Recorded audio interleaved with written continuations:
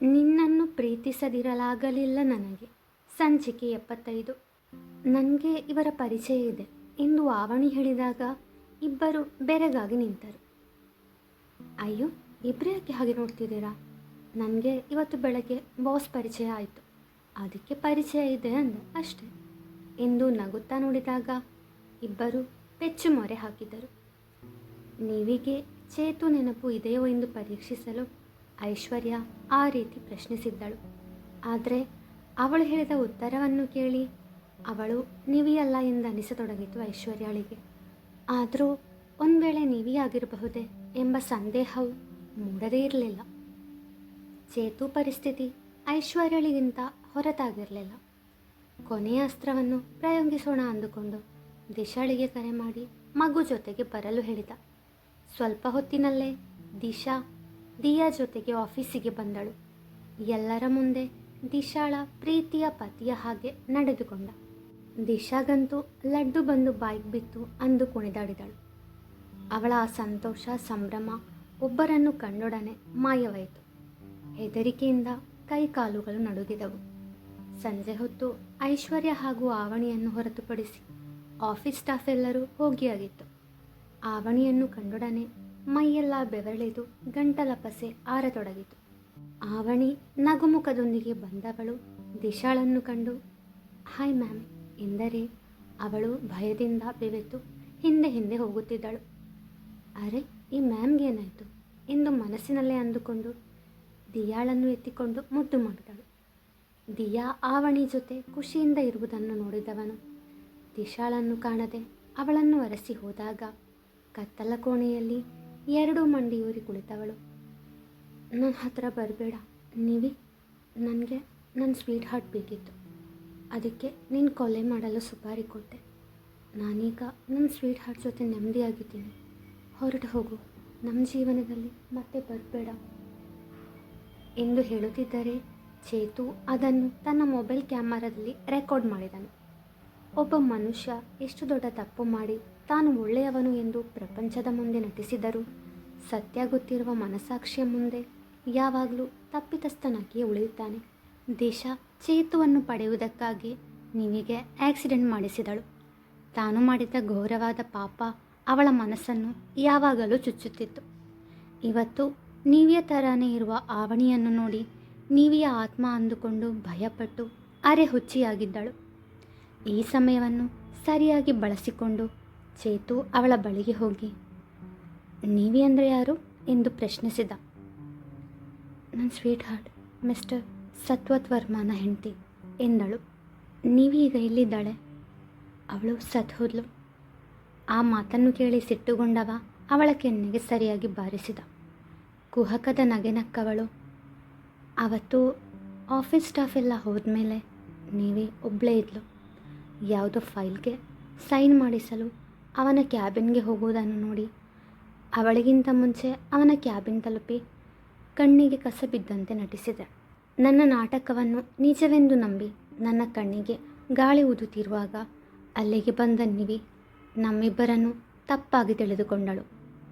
ಅಲ್ಲ, ಹಾಗೆ ತಿಳಿದುಕೊಳ್ಳುವಂತೆ ಮಾಡಿದೆ.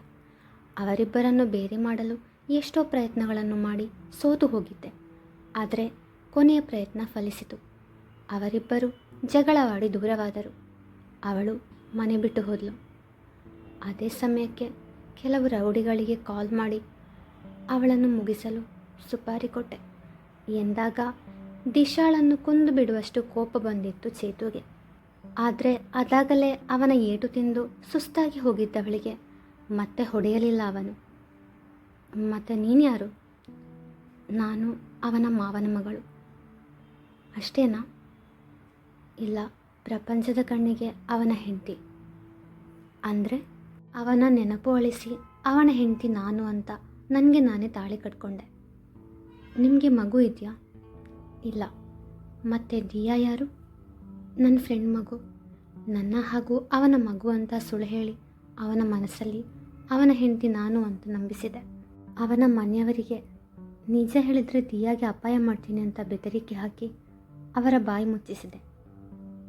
ಯಾಕೆ ಈ ಥರ ಮಾಡಿದೆ? ನನಗೆ ಅವನು ಅಂದರೆ ಚಿಕ್ಕ ವಯಸ್ಸಿನಿಂದಲೂ ಇಷ್ಟ. ಅವನಿಲ್ಲದೆ ನನಗೆ ಬದುಕಲು ಆಗಲ್ಲ, ಅದಕ್ಕೆ ಹೀಗೆ ಮಾಡಿದೆ. ಎಲ್ಲವನ್ನೂ ತನ್ನ ಮೊಬೈಲ್ನಲ್ಲಿ ರೆಕಾರ್ಡ್ ಮಾಡಿ ಬಳಿಕ ಕಾರ್ತಿಕ್ಗೆ ಕರೆ ಮಾಡಿ ವಿಷಯ ತಿಳಿಸಿದ. ದಿಶಾಳ ಮಾನಸಿಕ ಸ್ಥಿತಿ ಕೆಟ್ಟು ಹೋಗಿತ್ತು. ಆದುದರಿಂದ ಅವಳು ಸತ್ಯವನ್ನು ಹೇಳಿಕೊಂಡದ್ದು ಚೇತು ಮುಂದೆ ಎಂದು ಅವಳಿಗೆ ತಿಳಿಯಲಿಲ್ಲ. ಚೇತು, ಇದೇ ಸರಿಯಾದ ಸಮಯ. ಅವಳ ಜೊತೆಗಿದ್ದು ನೀನು ಕಷ್ಟಪಟ್ಟಿದ್ದು ಸಾಕು. ಅವಳು ಮಾಡಿದ ತಪ್ಪಿಗೆ ಶಿಕ್ಷೆ ಆಗಲೇಬೇಕು. ಅವಳನ್ನು ಕೂಡಲೇ ಪೊಲೀಸರಿಗೆ ಒಪ್ಪಿಸು. ನಿನ್ನ ಹತ್ತಿರ ಇರುವ ಸಾಕ್ಷಿಯನ್ನು ತೋರಿಸಿ ಮೀಡಿಯಾದವರಿಗೂ ಇಡೀ ಪ್ರಪಂಚಕ್ಕೂ ತಿಳಿಸು ನಿನ್ನ ಹೆಂಡತಿ ದಿಶಾ ಅಲ್ಲ ಅಂತ. ನೀನು ಹೇಳಿದ್ದು ಸರಿಯಾಗಿದೆ, ನಾನು ಹಾಗೆ ಮಾಡ್ತೀನಿ. ಸಾಕು ಈ ನಾಟಕ. ನನಗೂ ನಾಟಕ ಮಾಡಿ ಮಾಡಿ ಸಾಕಾಗಿ ಹೋಯಿತು.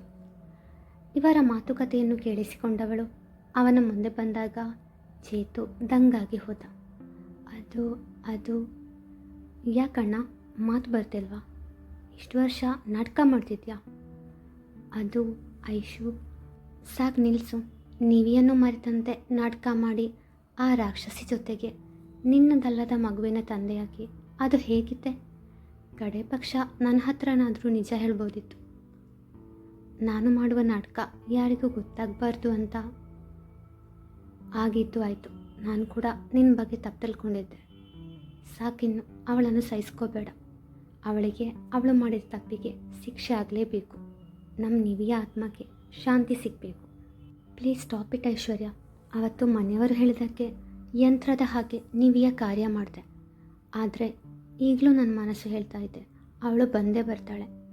ಅವಳು ಸತ್ತಿಲ್ಲ ಅಂದಮೇಲೆ ಆತ್ಮಕ್ಕೆ ಶಾಂತಿ ಸಿಗುವ ಮಾತು ಎಲ್ಲಿಂದ ಬಂತು? ಆದರೆ ಅಣ್ಣ, ಅವಳು ಬದುಕಿದ್ದಾಳೆ. ಆ ಹುಡುಗಿ ಆವಣಿಯನ್ನು ನೋಡಿದರೆ ನನಗೆ ನನ್ನ ನಿವಿ ಮತ್ತೆ ಬಂದ್ಲು ಅಂತ ಅನಿಸ್ತಿದೆ.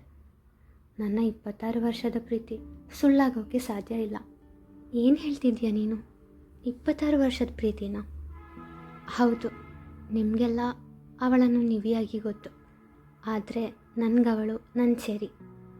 ಅವಳು ಈ ಪ್ರಪಂಚದಲ್ಲಿ ಕಾಲಿಡುವ ಮೊದಲೇ ಅವಳನ್ನು ಮನಸ್ಸಲ್ಲಿಟ್ಟು ಪ್ರೀತಿಸ್ತಾ ಆರಾಧಿಸ್ತಾ ಇದ್ದವನು ನಾನು.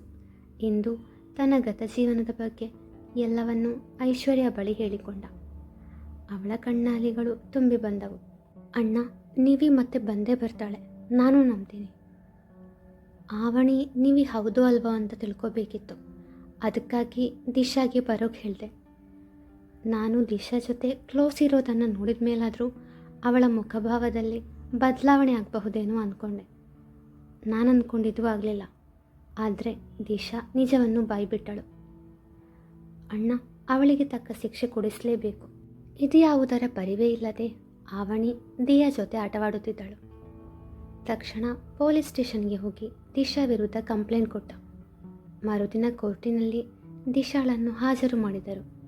ಎಲ್ಲ ಸಾಕ್ಷಿಗಳು ಅವಳಿಗೆ ವಿರುದ್ಧವಾಗಿದ್ದವು. ಅವಳಿಗೆ ಶಿಕ್ಷೆ ಕೊಡಲು ಮಾನಸಿಕ ಅಸ್ಥಿರತೆ ಅಡ್ಡ ಬಂತು. ಅವಳನ್ನು ಮಾನಸಿಕ ಆರೋಗ್ಯ ಕೇಂದ್ರಕ್ಕೆ ಸೇರಿಸಲು ಕೋರ್ಟ್ ಆದೇಶ ನೀಡಿತು. ಮೀಡಿಯಾದವರಿಂದ ಪ್ರಶ್ನೆಗಳ ಸುರಿಮಳೆ ಬಂದಾಗ ತನ್ನ ಹತ್ತಿರ ಇದ್ದ ಸಾಕ್ಷಿ ತೋರಿಸಿ, ನಿಮಗೀಗ ಎಲ್ಲ ಅರ್ಥ ಆಯಿತು ಅಂತ ಭಾವಿಸ್ತೇನೆ. ಹಾಗೂ ನಿಮಗೆಲ್ಲರಿಗೂ ಈ ಸಂದರ್ಭದಲ್ಲಿ ಒಂದು ವಿಷಯ ಹೇಳೋಕ್ಕೆ ಇಷ್ಟಪಡ್ತೀನಿ. 3 ವರ್ಷಗಳ ಹಿಂದೆ ನಾನು ಅಗ್ನಿ ಸಾಕ್ಷಿಯಾಗಿ ತಾಳಿ ಕಟ್ಟಿದ್ದ ನನ್ನ ಹೆಂಡತಿ ಕಾನ್ವಿ ಸತ್ವತ್ ವರ್ಮ. ಥ್ಯಾಂಕ್ ಯು ಎಂದು ಹೇಳಿ ಕಾರನ್ನೇರಿ ಮಂಗಳೂರಿನಲ್ಲಿರುವ ತನ್ನ ಮನೆಗೆ ಹೊರಟ. ಮುಂದುವರಿಯುವುದು